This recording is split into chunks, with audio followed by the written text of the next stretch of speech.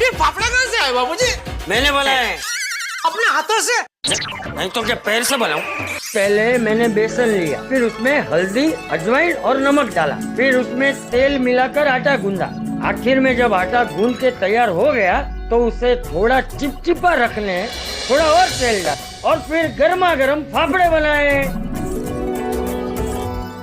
तुझे फाफड़ा बहुत पसंद है ना जेठिया, इसलिए खास तेरे लिए फाफड़ा, तड़ेला, मरचा, संभारा सब बनाए। और जेठिया मन भर के खाना, मन भर के खाना। मैंने बहुत सारे बनाए हैं।